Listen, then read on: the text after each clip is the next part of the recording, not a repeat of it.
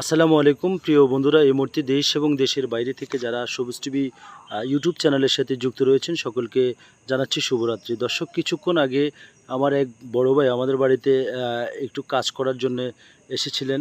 আসলেই কিন্তু তার গায়ের উপরে গাছ থেকে এই সাপটি লাফ মেরে তার গায়ের উপরে পড়েছে। আসলে আমি এখন যেখানে আছি এটি হচ্ছে আমার গ্রামের বাড়ি, নোয়াখালী সদর উপজেলার।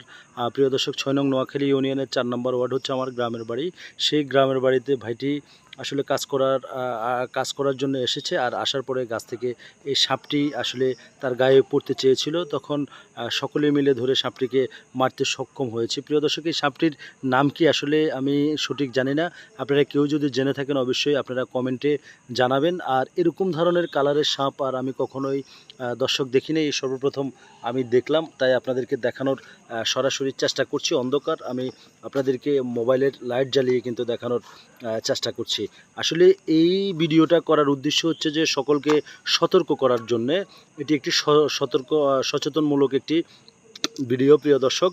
কারণ অনেকেই খেতে খামারে গ্রামে কৃষিকাজের সাথে যুক্ত রয়েছেন। আসলে সাপের কালার সেটি কিন্তু একেবারে গাছের পাতার কালার। আপনারা দেখতে পাচ্ছেন ঘাসের কালার, যে অনেকে হয়তো অনুভবও করতে পারবেন না সে কী সাপ, সেটা আমি আর কখনোই দেখিনি, সর্বপ্রথম দেখছি, আপনাদেরকে দেখানোর চেষ্টা করছি। আমি ধারণা করছি যে মনে হচ্ছে যে এটি বিদেশি কোনো সাপ হতে পারে।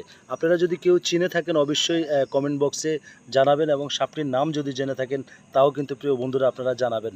তো এই ছিল আমার কাছে নোয়াখালী সদর উপজেলা ৬ নং নোয়াখালী ইউনিয়নের ৪ নম্বর ওয়ার্ড আমার গ্রামের বাড়ি থেকে এই সাপের বিষয় নিয়ে সর্বশেষ খবর। দর্শক।